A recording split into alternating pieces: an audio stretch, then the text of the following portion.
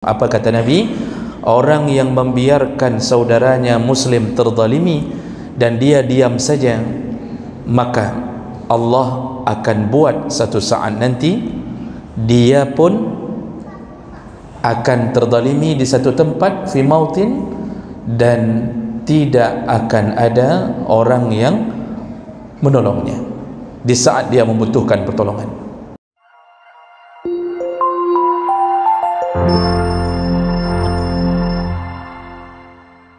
Assalamualaikum warahmatullahi wabarakatuh.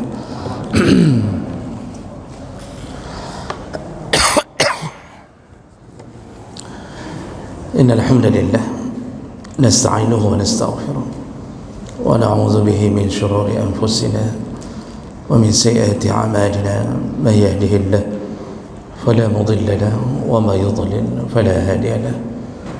Asyhadu an la ilaha illallah wahdahu la syarika lahu wa asyhadu anna Muhammadan abduhu wa rasuluhu al-karim. Allahumma salli wa sallim ala nabiyyina al-mustafa Muhammadin wa ala alihi wa ashabihi ajma'in. Amma ba'd. Rabbi shrah li sadri wa yassir li amri wahlul 'uqdatam min lisani yafqahu qawli. Segala puji bagi Allah, kemudian salawat dan salam pada Rasulullah, pada keluarga dan seluruh sahabat-sahabatnya. Ya Allah muliakan insyaAllah bapa-bapa dan ibu-ibu jamaah salat maghrib dan isya, dan semoga kehadiran kita menjadi catatan di sisi Allah Subhanahu wa ta'ala. Kita masih membahas adabu at-tariq, yaitu adab-adab ketika kita berada di jalan atau di jalanan. Di pertemuan kita yang lalu kita sudah membahas bahawa di antara yang harus kita jaga ketika kita berada di jalanan atau berada di samping-samping jalan yang kita bermajlis atau duduk-duduk di tempat tersebut, yaitu hidayatus sabil.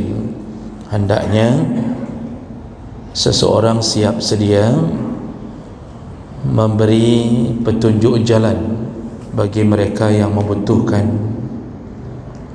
keterangan alamat atau dia butuh petunjuk jalan yang dia akan cari. Nah, ini wajib siap sedia.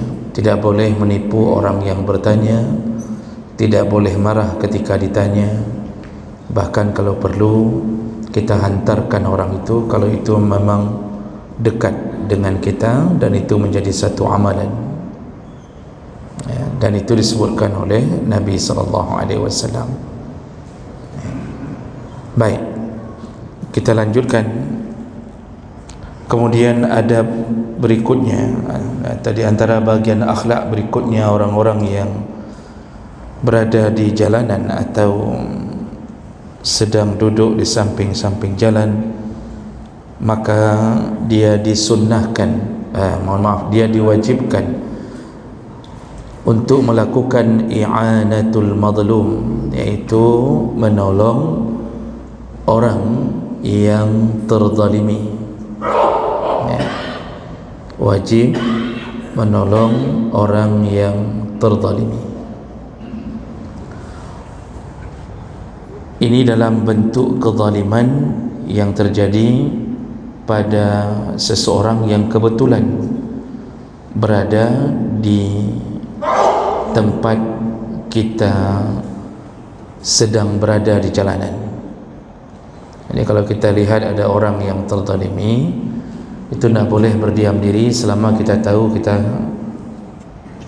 mampu menolongnya.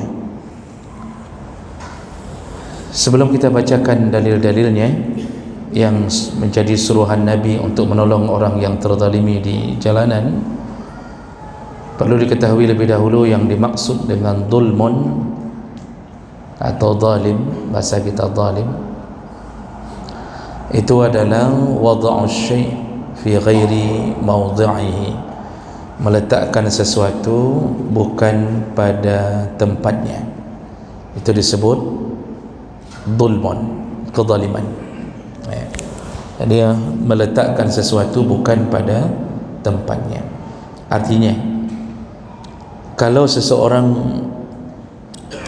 seorang dipukul karena memang itu suruhan agama, maka itu tidak disebut zalim, karena itu meletakkan sesuatu memang pada tempatnya. Anak umur 10 tahun tidak mau salat, kata Rasulullah apa? Fadribuhu, pukullah dia. Ketika memukul anak tersebut, apakah kita zalim? Tidak, karena memang itu suruhan syariat.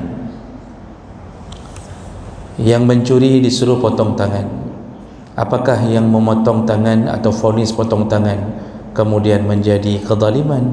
Tidak, itu memang suruhan Allah. Yang berzina belum menikah cambuk 100 kali, yang berzina sudah menikah dirajam, ditanam setengah badan, lempar pakai batu sampai mati. Apakah itu zalim? Tidak. Nah, jadi zalim itu yang mana? Zalim itu meletakkan sesuatu yang bukan pada tempatnya. Memukul anak-anak padahal dia salat, tapi dia tidak melakukan sesuatu yang menyebabkan layak dipukul, ini zalim. Mencubit anak-anak, kalau dia tidak melakukan perkara yang layak dicubit, maka itu zalim. Tapi kalau cubitannya cubitan teguran, cubitan guru pada murid karena tidak membuat PR, nyankan zalim, itu bukan zalim. Jadi ini perlu dipahami betul, karena hak asasi manusia itu tidak mengenal ini, Pak. Jadi kalau sudah guru pukul murid karena tidak mau salat, gurunya diadili, dikiranya itu perbuatan zalim. Mana ada zalim? Guru menyuruh anak salat, anak muridnya salat, tidak mau salat, dicubit, dipukul. Apa yang diinginkan oleh guru? Agar anak itu bersalat, melakukan kebaikan. Itu bukan zalim. Makanya pegiat hak asasi manusia ini banyak bodohnya daripada pintarnya, Pak. Makanya hari ini yang terzalimi itu ya para guru-guru yang hari ini sudah malas mengurusi anak orang. Kenapa? Daripada kita urus, kita kena begat beda urus, mana ni kali? Akibat apa ini? Kebodohan dalam mengambil sebuah kebijakan. Makanya kita akan terus mengalami kebodohan ini sampai puncaknya nanti turunnya Dajjal, akan terus mengalami kebodohan ini. Makanya Rasulullah mengatakan sebelum kiamat itu akan terjadi sanawatun khadda'at. Sebelum kiamat akan terjadi tahun-tahun kedustaan, tahun-tahun penipuan. Yang jujur dianggap pendusta, pendusta dianggap orang jujur, yang amanah dianggap pengkhianat, yang pengkhianat dianggap orang amanah. Jadi begitu keadaannya. Lalu yang berbicara di depan umum menjelang kiamat siapa, kata Nabi? Yaitu Ar-Ruwaibidah, yaitu kelompok Ruwaibidah. Siapa kelompok Ruwaibidah? Rasulullah mengatakan orang-orang yang tidak faham agama berbicara tentang urusan manusia. Maka hancurlah keadaan sebelum terjadi kiamat. Nah, jadi itu yang disebut zalim. Suami disebut zalim kalau memukul isteri tanpa syar'i.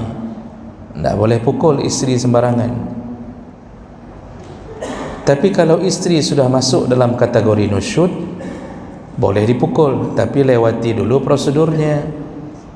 Mana prosedurnya? Allah yang katakan wallati takhafuna nusyudahunna fa'idhuhunna wahjuruhunna fil madaji' wadribuhun.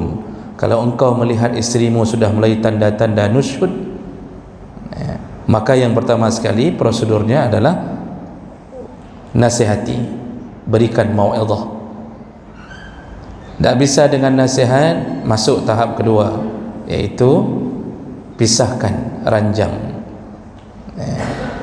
Disuruh pisah ranjang ini maksudnya tak bicara, bukan ranjang kita belah dua, dan tak mesti pisah kamar. Tak bicara, artinya kita beri efek jerah, dan itu tak peduli 3 hari, karena itu sedang memberi pelajaran. 3 bulan pun boleh. Yang jadi masalah bukan dia yang jerah, kita yang jerah. Kemudian tak juga jerah, masih juga joget di depan TikTok, maka ambil keputusan yang ketiga. Kata Allah, apa dia? Wadribuhun, pukullah dia. Tapi Nabi isyaratkan, wala tadribul wajha, jangan pukul di wajah, jangan tampar. Ambil rotan, kemudian pukul di betisnya. Itu zalim dah? Tak zalim. Yang zalim tu yang mana? Yang pukul isteri tiap pulang mabuk, habis main game judi online sambil mabuk, pulang lalu pukul isteri. Itu zalim. Jadi kita fahami itu dulu. Di sini masalahnya adalah ketika kita berada di jalanan, Nabi SAW mewajibkan orang yang duduk di samping-samping jalan atau sedang berada di jalanan untuk menolong orang yang terzalimi. Kalau begitu, siapa yang kita tolong? Yang masuk kategori terzalimi. Siapa dia? Kalau kita sedang duduk, lalu kita lihat ada orang yang dirampok, itu yang duduk-duduk di jalan itu wajib, Pak, tolong itu. Kita sedang duduk, tiba-tiba kita lihat aksi perampokan, wajib tolong. Lalu kemudian kita lihat ada orang yang dibegal, atau ada orang yang kemudian sedang melarikan diri, dikejar oleh seseorang yang kita kira ini, yakin kita bahwa ini dia sedang teraniaya, maka wajib tolong. Seorang perempuan tiba-tiba lari di depan kita sambil teriak-teriak minta tolong, atau dia berteriak maling, itu tidak boleh diam, tolong, karena dia sedang terzalimi, hartanya diambil. Itu wajib kejar tu pencuri. Kita kadang-kadang lihat perempuannya, kalau cantik kita bantu, tak cantik nak kita bantu. Ini tak boleh. Jadi begitu, itu salah satu kewajiban kalau kita berada di jalanan. Dan ini semua diatur oleh Nabi SAW dalam beberapa hadis, iaitu tentang tidak boleh membiarkan orang yang sedang terzalimi dimanapun, ya, terutama kalau dalam judul ini ketika kita melihatnya kebetulan kita sedang berada di jalan. Dan kalau seandainya orang yang kita lihat sedang ditangkap, kalau dia misal ditangkap di hadapan kita, yang tangkap polisi, sedangkan orang itu pengedar sabu, apakah kita wajib tolong? Enggak, karena pada saat itu polisi tidak zalim. Di saat itu polisi tidak zalim karena dia sedang meletakkan sesuatu pada tempatnya. Memang orang itu harus ditangkap. Yang begitu-begitu jangan ditolong, Pak. Jadi jangan kita pula salah faham sehingga semua orang kita tolong. Ketika sedang ditangkap perampok, kita tolong perampok karena kita berfikir bahwa penting saya tolong, ada orang tidak. Di saat itu tidak terjadi kezaliman. Memang layak, kalau perlu kita bantu polisi untuk tangkap. Makanya duduk di jalan itu banyak kewajiban yang harus lakukan. Rasulullah SAW menyebutkan dalam hadis riwayat Ahmad Tirmizi dengan derajat yang hasan, kata Rasulullah, in abaitum illa an tajlisu, seandainya engkau harus duduk di samping jalan atau harus duduk-duduk di jalanan, maksudnya tidak bisa dihindarkan, ketemu orang, buat janji atau sudah jadi kebiasaan, maka Nabi mengatakan di antara kewajiban yang engkau wajib lakukan adalah fahdu as-sabil. Pertama, berikan petunjuk jalan pada orang yang bertanya. Itu sudah kita bahas. Kemudian waruddu as-salam. Jawablah salam. Itu sudah kita bahas. Tak boleh dah jawab salam. Ya, mau ribuan kali orang memberi salam karena kita duduk di samping jalanan besar, orang warawiri, lalu kemudian dia beri salamnya menteri bega, bantri bega, wajib taat. Tak boleh merasa bosan, tak boleh merasa sudah capek. Kalau tak mahu, duduk di rumah biar tak banyak orang memberi salam. Jangan duduk di samping jalan. Dan yang ketiga, wa'ainu al-madlum, tolonglah orang yang terzalimi. Nah, disuruh tolong orang terzalimi. Dalam hadis yang lain riwayat Tirmizi, Rasulullah mengatakan al-muslimu akhul muslim. Seorang muslim itu adalah saudaranya juga muslim. Artinya sesama muslim bersaudara. Ini diulang-ulang oleh Nabi. Allah menyebutkan innamal mu'minuna ikhwah, sesungguhnya mukmin itu bersaudara. Saya ulang kembali, kalimat ikhwah itu dipakai dalam bahasa Arab untuk menunjukkan saudara kandung. Kalimat ikhwah itu dipakai pada penunjukan saudara kandung. Jadi bukan saudara hanya sekedar saudara anda. Ikhwah itu adik kakak. Kita ini dicatat oleh Allah, dikuatkan oleh Nabi, kita ini seperti saudara kandung. Makanya Nabi dalam hadis yang lain mengatakan bahawa mukmin kal jasadil wahid. Seorang mukmin itu dengan mukmin yang lain itu seperti satu tubuh. Iza ishtaka 'adwun tada'a lahu sa'irul jasad bis-sahar wal huma. Kalau ada anggota tubuh yang tersakiti, maka yang lain ikut merasakan panasnya, sakitnya. Yang terinjak kaki, yang mengaduh mulut. Itu Nabi mengibaratkan kita ini bagaikan satu tubuh. Yang terinjak kaki, kenapa tidak kaki saja yang terloncat-loncat, tapi kenapa mulut ikut merasakan sakitnya? Yang terinjak kaki, mulut mengaduh, kepala sakit. Kemudian air mata pun ikut mendukung, merah telinga, dada terasa tidak enak. Begitulah mukmin yang hari ini sedang dizalimi Palestin. Kalau kita memang merasa iman kita benar, pasti kita merasa sakit. Setiap video ditayangkan, kita lihat anak-anak Palestin dalam keadaan didiamkan oleh orang tuanya untuk jangan menangis, jangan menangis. Bagaimana anak-anak tidak menangis dengan berbagai derita yang mereka terima? Kita lihat lalu hati kita terbakar dengan kezaliman yang dilakukan oleh bangsa Yahudi ini. Itu iman kita berarti bermain. Tapi kalau sudah lewat, artinya tidak ada simpati, tidak ada pun keinginan untuk menolong, itu iman kita berarti bermasalah. Karena tidak akan sempurna iman seorang di antara kalian sampai dia mencintai saudaranya mukmin sebagaimana dia mencintai dirinya sendiri. Begitu kata Nabi. Nah, dalam hadis ini Nabi menyebutkan apa? Al-muslim akhul muslim. Sesama muslim bersaudara. Lalu Nabi menyebutkan la yakhunuhu, haram hukumnya mengkhianati muslim. Wala yakzibu, haram hukumnya menipu sesama muslim. Wala yakhzuluhu. Nah, ini yang dimaksud dalam poin ini. Juga haram hukumnya membiarkan muslim lain terhina. Haram hukumnya membiarkan muslim yang lain terhina. Hadis riwayat Tirmizi dengan derajat yang hasan.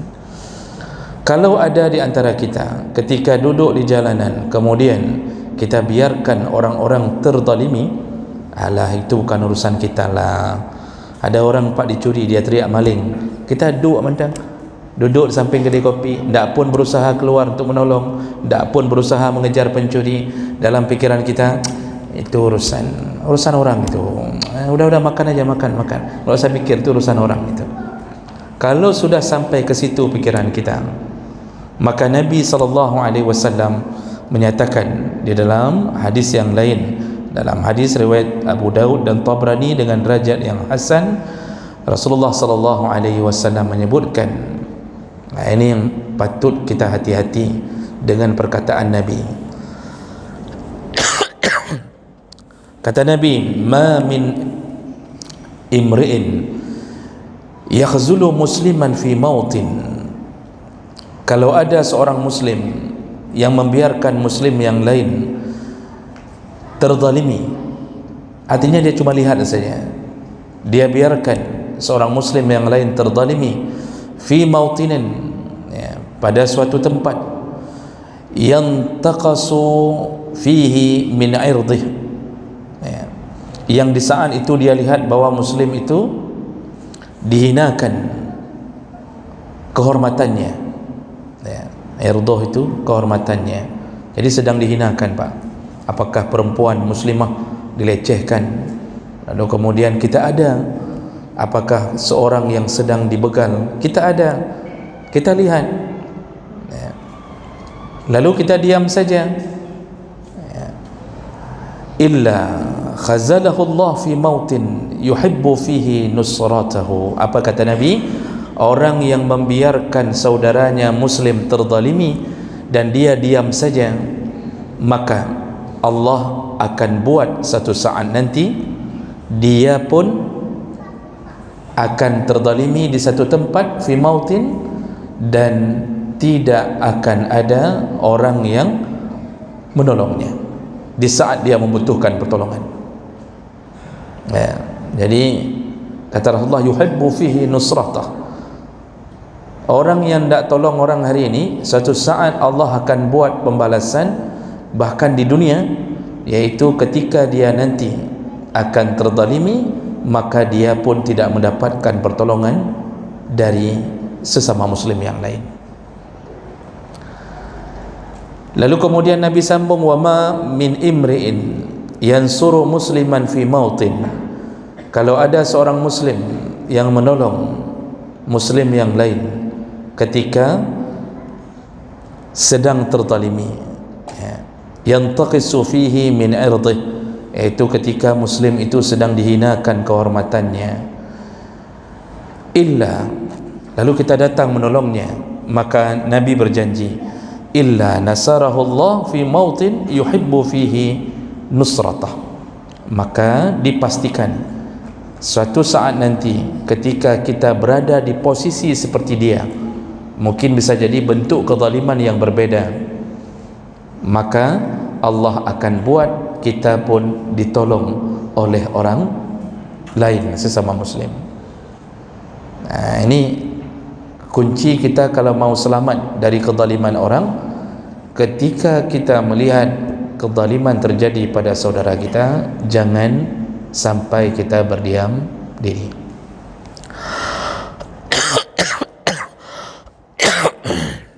Bapak Ibu yang Allah muliakan, makanya Rasulullah mengatakan, wa kana Allah fi auni al-'abdi ma kana Allah fi auni akhihi. Allah senantiasa menolong seorang hamba selama hamba itu masih terus menolong hamba yang lain, ya. Allah senantiasa menolong hamba selama hamba itu masih menolong hamba yang lain. Itu perlu diingat baik-baik. Jadi jangan sampai kita tidak ada perasaan untuk menolong orang sedikit pun, ya. Kalau para ulama membuat satu ungkapan, kama tudinu tudan, sebagaimana engkau pernah memperlakukan orang, maka begitulah orang akan memperlakukanmu. Ada riwayat yang menyebutkan, dulu ada seorang anak muda yang mohon pamit kepada ibunya untuk mencari nafkah. Dia akan melakukan safar panjang, safar jauh untuk mencari nafkah. Lalu kemudian dia simpan makanan secukup ibunya makan, yang dia kira-kira akan pulang kembali dalam masa yang dia telah janji kepada ibunya. Sudah beberapa hari dia pergi, dan di hari terakhir yang dia berjanji untuk pulang, ibunya hanya tersisa makanan sedikit untuk sekali makan, artinya makanan terakhir, dan dia yakin anaknya pulang hari ini. Jadi setelah ibu ini masak apa adanya dari makanan terakhir yang disiapkan oleh anaknya, lalu kemudian begitu makanan itu sudah siap, dan ketika dia akan menyuap ke mulutnya, terdengar ketukan pintu. Ternyata di depan pintu adalah seorang pengemis yang kemudian mengatakan bahwa dia sudah beberapa lama tidak makan. Dia mohon sekali untuk diberikan makanan.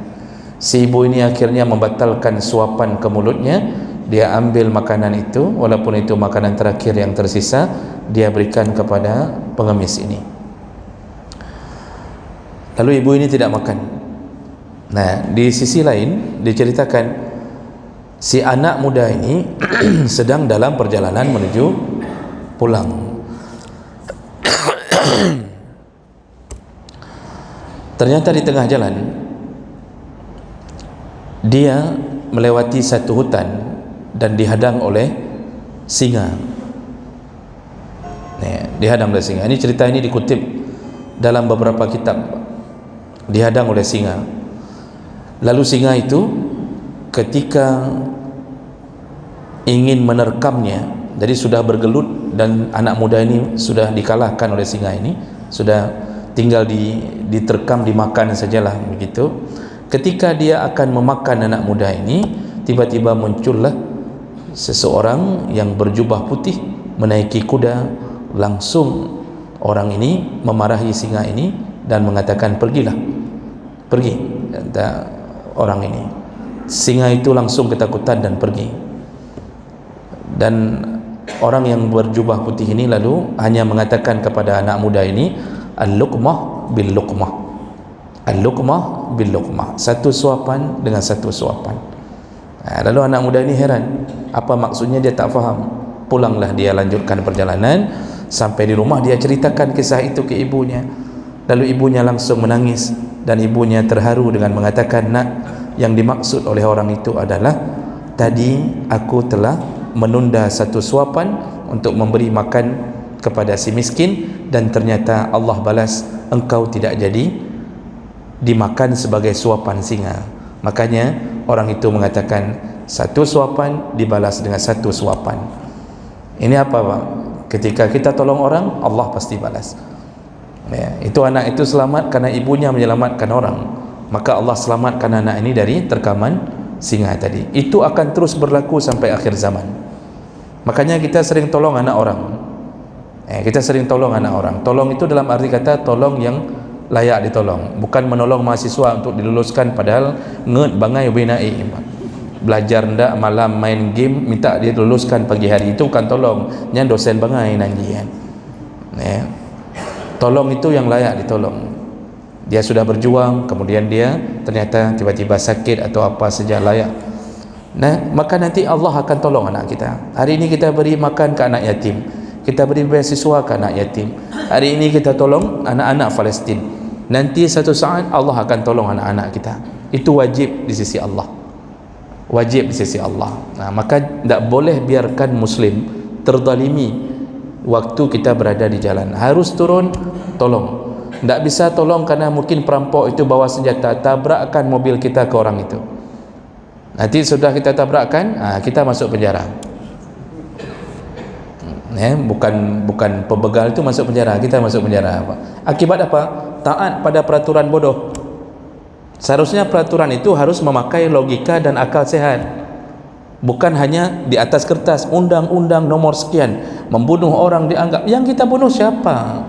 Yang kita bunuh pembegal, bukan orang yang memang nggak boleh dibunuh. Dalam Islam saja boleh bunuh. Nah, inilah karena terlalu taat pada undang-undang yang membodoh-bodohi, kita pun ikut bodoh. Itu yang hakim-hakim yang menjatuhkan hukuman itu kalau anak dia terjadi begitu, anak itu tabrakan, dia tusuk pembegal lalu dia masuk penjara, hakim itu pun tak terima apa. Tapi kalau untuk orang dia fonis jatuhkan begitu.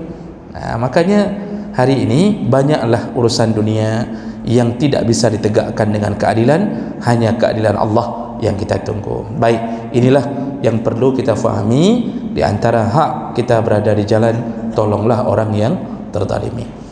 Ya, silakan.